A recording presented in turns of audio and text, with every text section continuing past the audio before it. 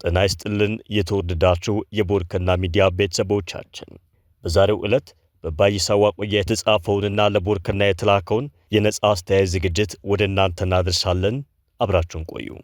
የአሰብ ወደብ ጉዳይ ለውይይት መነሻ። ባይሳ ዋቆያ፣ ስዊድን፣ ጥቅምት 2025። የአሰብ ጉዳይ ላለፉት 30 ዓመታት ከሀገራችን የፖለቲካ ውይይት መድረክ የተለየበት ጊዜ ባይኖርም ከቅርብ ጊዜ ወዲህ ግን የአብዛኛው ኢትዮጵያዊ የዘወትር እንጉርጉሮ ሆኗል ቢባል የተጋነነ አይመስለኝም። ብዙ አነጋጋሪ ሆኑ ሐሳቦችም ከተለያዩ አቅጣጫዎች እየመነጩ ነው። በመንግስት በኩል በግልም ሆነ በኦፊሻላዊ ደረጃ የሚሰነዘረው ሐሳብ አሰብን በፈለገው መንገድ ማለትም ቢቻል በሰላም ካልሆነ ደግሞ በጉልበትም ቢሆን ማስመለስ አለብን የሚል ማስፈራሪያ ይሉት ማባቢያ መሰል ንግግሮች እየተደመጡ ነው። ጉዳዩ ከኢትዮጵያ አልፎ የዓለም አቀፉን ማህበረሰብ እያሳሰበም ስለመጣ እኔም በበኩሌ መሆን አለበት ብዬ የማምንበትን ሐሳብ በጽሑፍ መልክ ለኢትዮጵያውያንና ትውልደ ኢትዮጵያውያን በማጋራት ለውይይት ልጋብዛቸው ወሰንኩ። ጉዳዩን በበለጠ ለመረዳት እየተነሱ ያሉትን ሐሳቦች በጥያቄ መልክ አስቀምጬ አስተያየት ብሰጥባቸው የተሻለ ይመስለኛል። ኢትዮጵያ የባህር በር ያስፈልጋታል ወይ?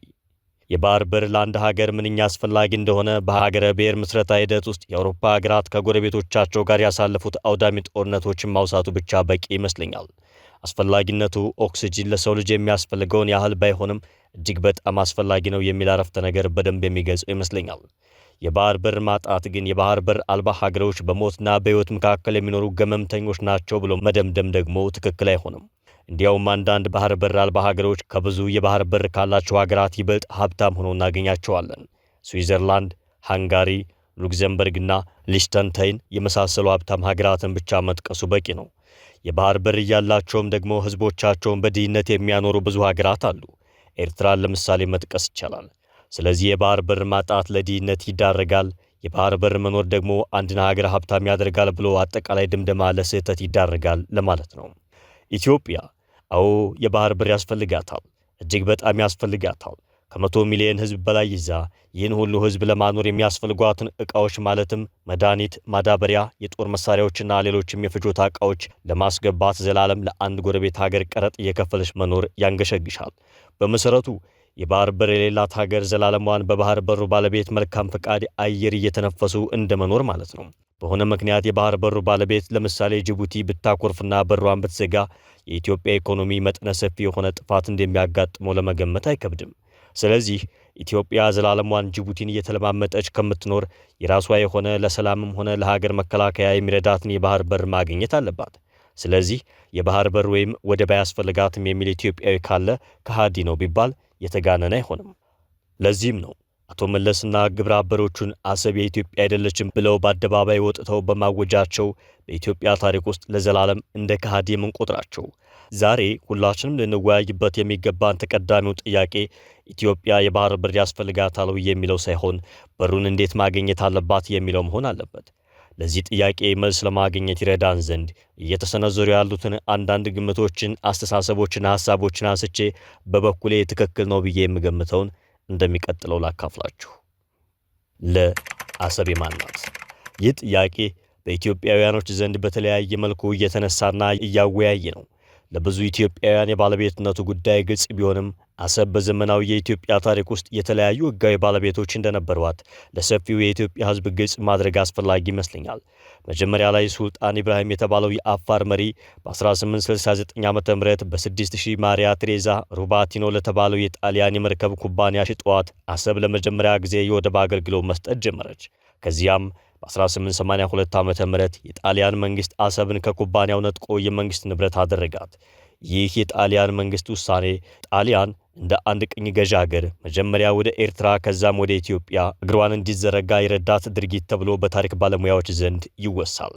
ኢትዮጵያ ጣሊያንን ካሸነፈች ከ10 ዓመት እንቅስቃሴ በኋላ ኤርትራን ከኢትዮጵያ ጋር በ1952 ዓ.ም በፌዴሬሽን እስካዋሃደችበት ጊዜ ድረስ ማለትም ለ83 ዓመታት አሰብ የኢትዮጵያ ወደብ አልነበረችም። ከ1952 ዓ.ም እስከ 1993 ዓ.ም ለ41 ዓመታት ኤርትራ ነጻነቷን እስካገኘችበት እስከ 1993 ዓ.ም ድረስ ደግሞ አሰብ የኢትዮጵያ ወደብና አካል ነበረች። ላለፉት 32 ዓመታት ደግሞ አሰብ የኤርትራ አካል ናት። አንዳንድ የዋሆች የተለያዩ ታሪኮችና ትርክቶችን እየጠቀሱ አሰብ የኢትዮጵያ ነበረች፣ ስለዚህ መልሰን መውሰድ አለብን ይላሉ።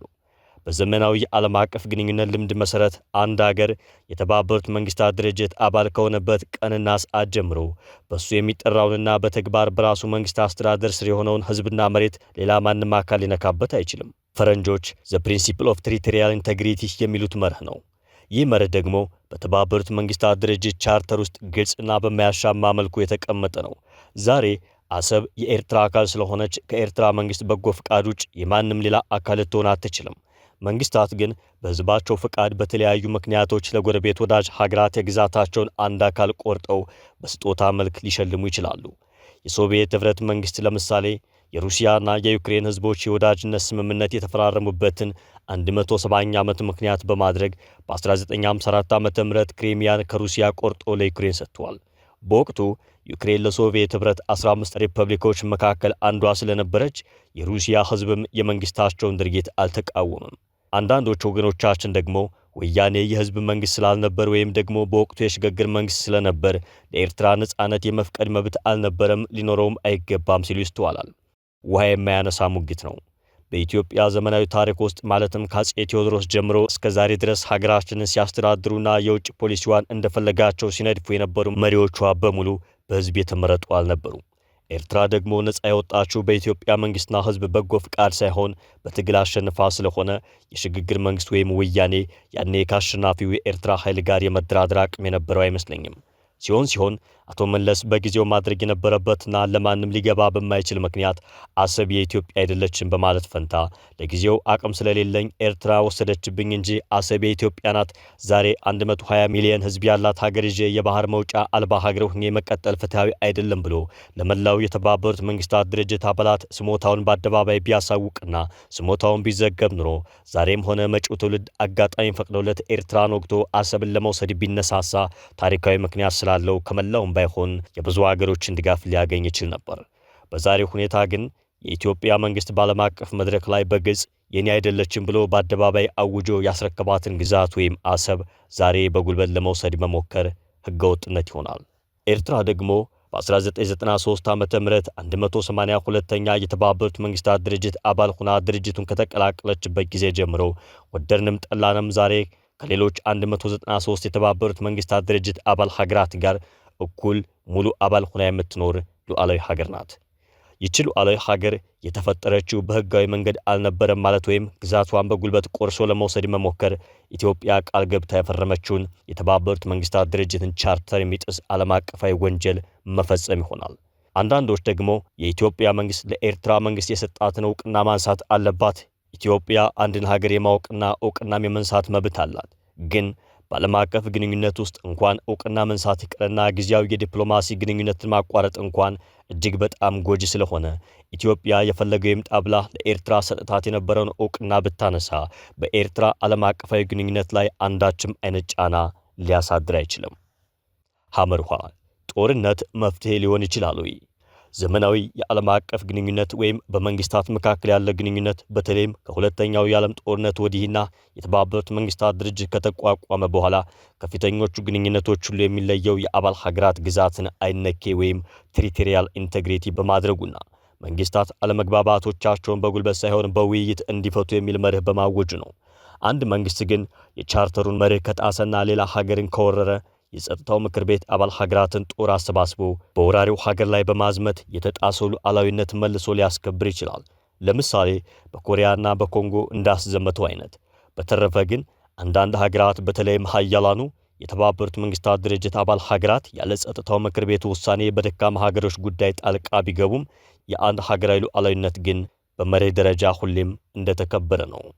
የተባበሩት መንግስታት ድርጅት መርህ አስፈላጊነት እንዳለ ሆኖ አንዳንድ ሀያላን ሀገራት ግን ብሔራዊ ጥቅም ተነክቷል ብለው ከማሰብ ደካማ ሀገሮችን ሲወሩ እናያለን። ህገወጥነት ነው።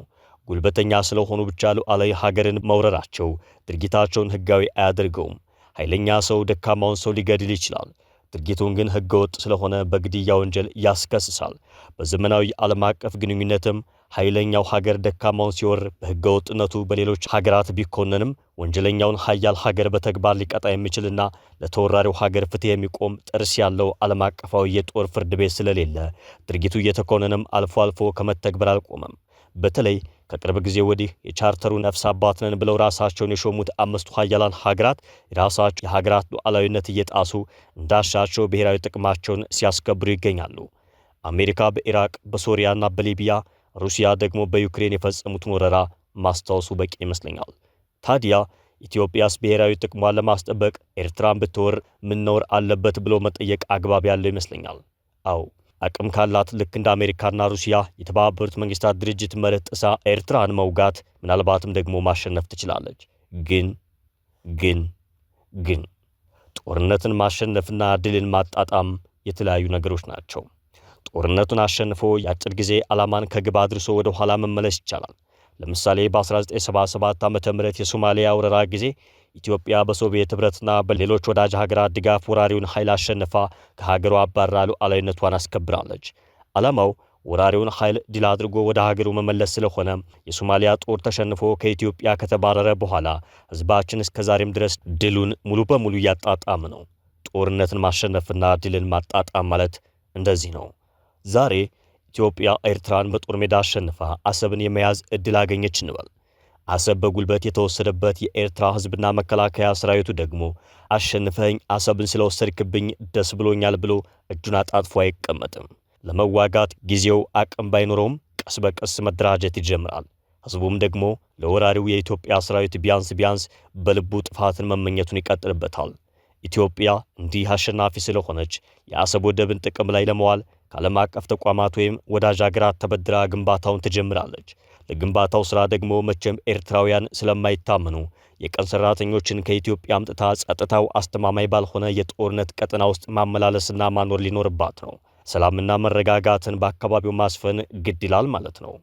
የአካባቢው አረብ ሀገራት ወገን ለይተው በአንድ በኩል ሳውዲ አረቢያና ኳታር፣ በሌላ በኩል ደግሞ የኢትዮጵያ የቅርብ ወዳጇ ኤሚሬትስ ሆነው ለአካባቢው ጸጥታ ከመቆርቆር የተነሳ የአሰብን ወደብ ብቻ ሳይሆን ቀይ ባህርን እንዳለ በደም ሊያጨቀዩት እየተፎካከሩ ነው። ስለዚህ ኢትዮጵያ አሰብን በጉልበት ይዛ ለመቆየት እነዚህን ሁሉ ወዳጅ ያልሆኑ ሀገራትን በዲፕሎማሲው ብቻ ሳይሆን በጦር ሜዳም ገጥማ ማሸነፍ አለባት ማለት ነው። በቅርቡ በትግራይ ጦርነት ወቅት ብዙ መቶ ሺህ ወጣቶች አልቀው የወደቀው ኢኮኖሚያችን ገና ሳያገግም በኦሮሚያና በአማራ ክልል ውስጥ እየተካሄደ ባለው የእርስ በርስ ጦርነት ምክንያት ደግሞ ከሰሜኑ ጦርነት የተረፈው አምራች ኃይል ወጣቱ በየቀኑ የሚማግዱባት ኢትዮጵያ ሌላ ዓለም አቀፋዊ ጦርነት ማካሄድ ትችላለች ብሎ መገመት ይከብዳል። በኔ ግምት ኢትዮጵያ ዛሬ ፍላጎት ወይም ዊሽፉል ቲንኪንግ እንጂ አሰብን በጉልበት ወስዳ ገንብታ ለልማት የሚያደርስ አቅም አላት ብሎ የሚገምት ካለ የፖለቲካ የዋህ ሀገር ወዳድ አርበኛ ብቻ ይመስለኛል። የክሬሚያና የአሰብ ጉዳይ ተመሳሳይ ነው። የአሰብና የክሬሚያ ታሪካዊ አመጣጥና ዛሬ ያሉበት ሁኔታ ይመሳሰላል። በእርግጥም ታሪካዊ ተመሳሳይነት አላቸው። ያን ያህል ደግሞ ልዩነቶችም አሏቸው። ክሬሚያ የሩሲያ መንግስት ከቱርክ ወይም ኦቶማን ጋር ካደረገው የረጅም ጊዜ ጦርነት በኋላ ከ1783 ዓ.ም የሩሲያ ግዛት አካልና የደቡብ የባህር በሯ ሆነች። በወቅቱ የክሬሚያ ነዋሪዎች የእስልምና እምነት ተከታይ የነበሩ የታታር ህዝቦች ሲሆኑ በሂደት ክርስቲያኗ ሩሲያ የራሷን ብሔር ክርስቲያን ዜጎችን በክሬሚያ ስላሰፈረች የነባሩ ህዝብ ቁጥር እየቀነሰ ሄደ። ይባስ ብሎ በሁለተኛው የዓለም ጦርነት መጀመሪያ ላይ የክሬሚያ ታታሮች ሂትለርን ይደግፋሉ ብሎ ከማሰብ ስታሊን ታታሮችና ሌሎች 10 የሩሲያ ብሔር ተወላጅ ያልሆኑትን የሶቪየት ህዝቦችን ወደ ሳይቤሪያ ለጅምላ ግዞት ዳረጋቸው። ሩሲያ ሂትለርን አሸንፋ አውሮፓን ከፋሽስት ነጻ ካደረገች በኋላ በአህጉሩ ከወሰደቻቸው የግዛት ሽግሽጎች አንዱ ታታሮች ምንጊዜም ወደ ክሬሚያ እንዳይመለሱና በእነሱ ፈንታ በግዛቱ ሙሉ የሩሲያና ጥቂት የዩክሬን ብሔር ተወላጆችን ማስፈሯ ነው። ስታሊን ከሞተ ከአንድ ዓመት በኋላ በ1954 ዓ.ም ማለትም ክሬሚያ ለ171 ዓመታት የሩሲያ ግዛት አካል ሆና ከኖረች በኋላ የያኔው የሶቪየት መሪ ክሩሼቭ ራሱም የዩክሬን ብሔር ተወላጅ ነበር። የሩሲያና የዩክሬን ህዝቦች የወዳጅነት ስምምነት የፈረሙበትን 300ኛ ዓመት ምክንያት በማድረግ ክሬሚያን ከሩሲያ ቆርጦ ለዩክሬን ሰጠ። ያኔ ዩክሬን ራሷ ከ15 የሶቪየት ህብረት ሪፐብሊኮች አንዷ ስለነበረች ክሬሚያ በውስጥ አስተዳደር የዩክሬን ሪፐብሊክ ስር ትሁን እንጂ ያው የሶቪየት ህብረት አካል ነበረች። የክሪሚያ አስተዳደራዊ መዋቅሯ በዩክሬን ስር ቢሆንም ሶቪየት ህብረትም ሆነች ኋላ ላይ ደግሞ የሶቪየት ህብረት ወራሿ የሩሲያ ፌዴሬሽን እስከ 2014 ዓ.ም ድረስ ወደቡን ለተለያዩ ዓላማዎች መጠቀሟን ለአንድም ቀን አላቋረጠችም ነበር። በ1991 ዓ.ም ሶስቱ የሶቪየት ህብረት ሪፐብሊክ ህዝቦች መሪዎች ማለትም ሩሲያ፣ ዩክሬንና ቤላሩስ ታኅሳስ 8 ቀን 1991 ዓ.ም ሶቪየት ህብረት እንድትፈርስ ሲወስኑ ዩክሬን ክሪሚያን እንደያዘች ነጻ ሀገር ሆና ወጣች። በወቅቱ የነበረው የሩሲያ መሪ ስለ ክሪሚያ በዩክሬን ስር መሆን ምንም አላሳሰበውም ነበር።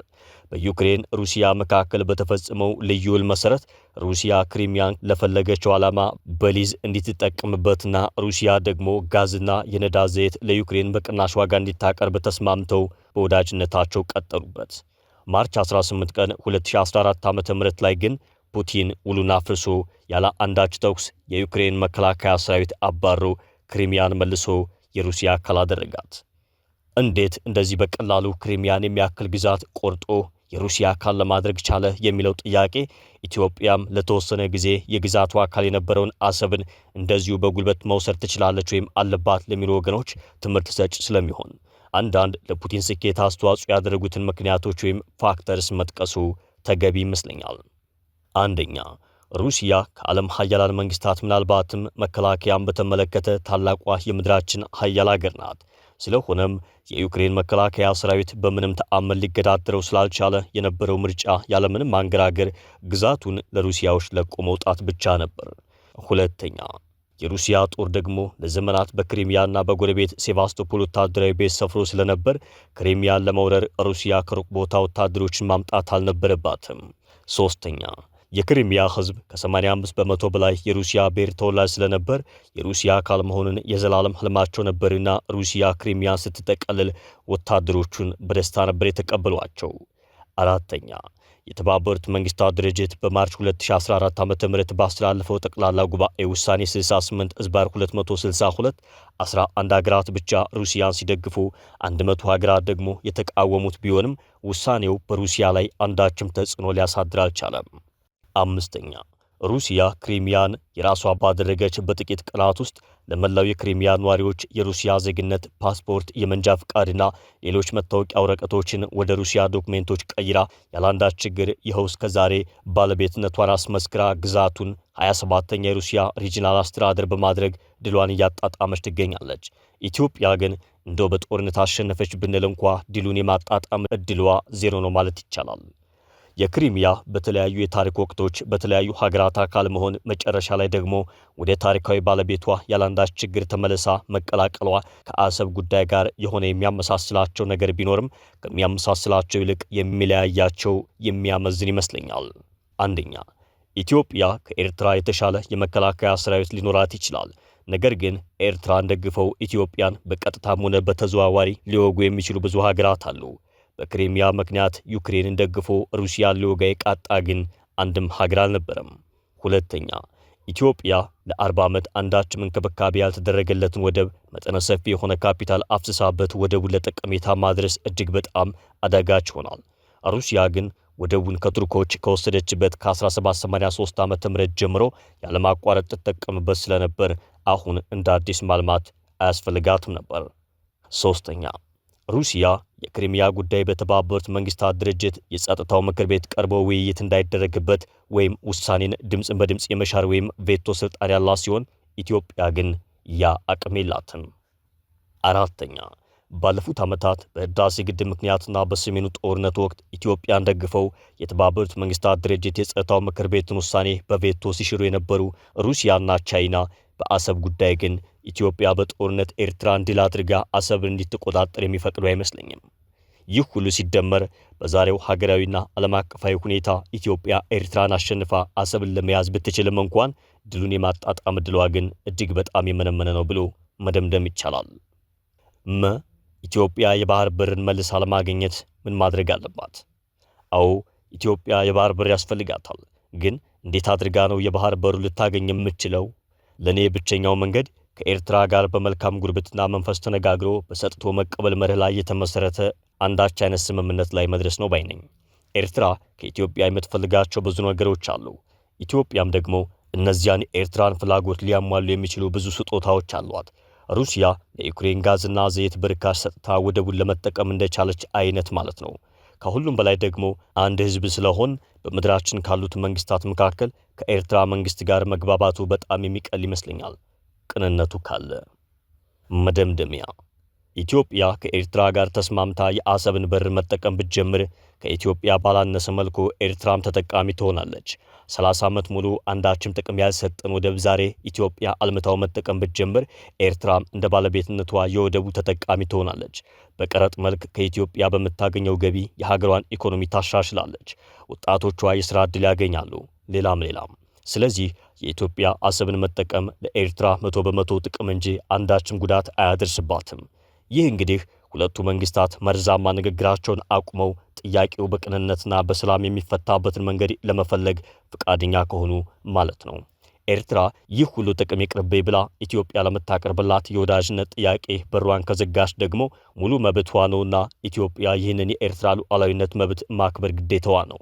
በጦርነት አሰብን ወስዶ ለኢትዮጵያ ጠቀሜታ ለመዋል መሞከር ዓለም አቀፋዊ ወንጀል ስለሆነ ኢትዮጵያ በምንም መልኩ በዚያ የጦርነት ጎዳና ለመሄድ ሳይሆን ለመሄድ ማሰብም የለባትም። ስለዚህ ኢትዮጵያ ያላት ተቀዳሚውና ህጋዊ ምርጫ ከኤርትራ ጋር ተስማምቶ አሰብን ማልማት ነው። ያ ካልተቻለ ደግሞ ከጅቡቲ በተጨማሪ የሌሎች ጎረቤት ሀገራት ወደብን ለመጠቀም መሞከር ነው። ይህም ዲፕሎማሲያዊ ጥረት ይጠይቃል እንጂ የሚቻል ነው።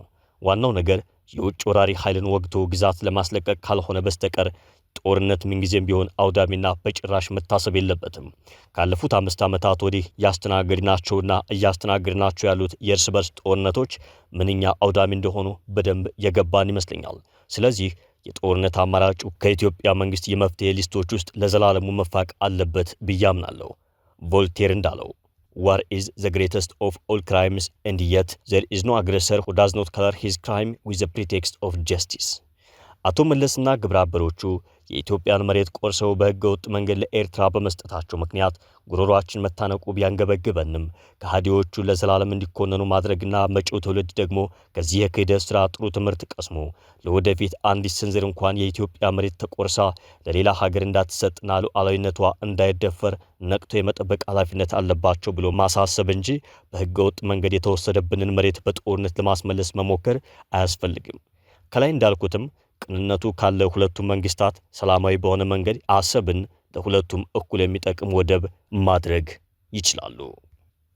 የተወደዳችሁ የቦርከና ሚዲያ ቤተሰቦቻችን የዛሬው ልዩ የነጻ አስተያየት መድረካችን በዚህ መልኩ ተጠናቋል። ውድ ቤተሰቦቻችን በነጻ አስተያየት መድረክ ወደ እናንተ የሚደርሱ ዝግጅቶች የጸሐፊው እንጂ የቦርከናን አቋም እንደማያንጸባርቁ ለመግለጽ እንወዳለን። መልካም ጊዜ